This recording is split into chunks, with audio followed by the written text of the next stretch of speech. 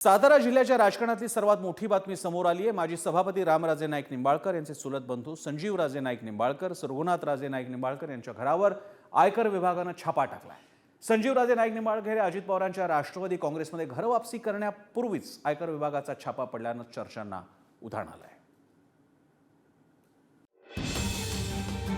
माजी सभापती रामराजे नाईक निंबाळकर यांचे चुलत बंधू आयकर विभागाच्या रडारवर आले। संजीवराजे आणि रघुनाथराजे नाईक निंबाळकरांच्या घरावर आयकर विभागानं धाड टाकली। साताऱ्यातील फलटण आणि पुण्यात अशा 2 ठिकाणी ही छापेमारी करण्यात आली। संजीवराजे आणि रघुनाथ राजे हे रामराजे नाईक निंबाळकर यांचे चुलत बंधू। सकाळी फलटण, पुणे आणि मुंबईतील निवासस्थानी आयकर विभागाकडून छापेमारी। फलटण येथील निवासस्थानी संजीवराजे आणि रघुनाथराजे निंबाळकरांची चौकशी। पुण्यात प्रभात रोडवरील संजीवराजे नाईक निंबाळकरांच्या निवासस्थानी कागदपत्रांची तपासणी। रघुनाथराजेंचे चिरंजीव आणि फलटण पंचायत समितीचे माजी सभापती विश्वजित राजे यांची ही चौकशी। फलटण तालुक्यातील राजकारणात संजीवराजे निंबाळकर सक्रिय आहेत। संजीवराजेंकडे गोविंद मिल्क नावाची फॅक्टरी, श्रीराम सहकारी साखर कारखाना आहे।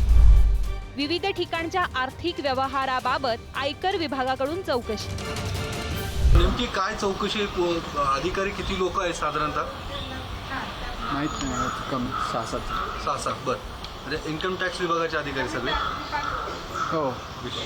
पण काय कारण काही सांगितलं काय साधारणतः? नाही, अजून काहीच माहिती. बरं. आपण आपलं काय नातं संजीवराजे निंबाळकर आपले काका आहेत. काका आहेत का? ओके. आपलं गावी पण रेड पडली तिकडे गावात? मला माहिती. निंबाळकर बंधूंवर पडलेल्या आयकर धाडीमुळे कार्यकर्त्यांनी आक्रमक भूमिका घेतली आहे। त्यामुळे कार्यकर्त्यांना गर्दी न करण्याचे आवाहन राष्ट्रवादी आमदार रामराजे निंबाळकरांनी केलं होतं। एकीकडे ज्यांनी घोटाळे केले त्यांच्या विरोधात सर्व पुरावे स्वतः सत्ताधारी आमदार सामाजिक कार्यकर्ते देत आहेत।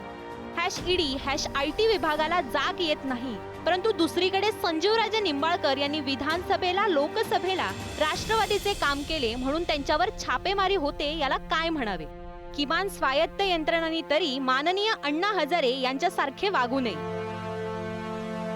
IT विभागाच्या या कारवाई मागे राजकीय कनेक्शन आहे का असा प्रश्न उपस्थित होतोय। रघुनाथराजे नाईक निंबाळकर हे आधीपासूनच शरद पवार यांच्या राष्ट्रवादीत आहेत, तर विधानसभा निवडणुकीआधी संजीवराजे नाईक निंबाळकर यांनी राष्ट्रवादी काँग्रेस शरदचंद्र पवार पक्षात प्रवेश केला होता। त्या कारवाईचा निषेध करतो आणि या घटनेमुळे निश्चितच एक संजीवबाबांच्या चौकशी असेल किंवा काय असेल, जी कारवाई होते ती कारवाई संजीवबाबांच्या यांच्यावरती नसून म्हणजे या तालुक्यातल्या सर्वसामान्य शेतकरी, सर्वसामान्य माणसावरती आहे।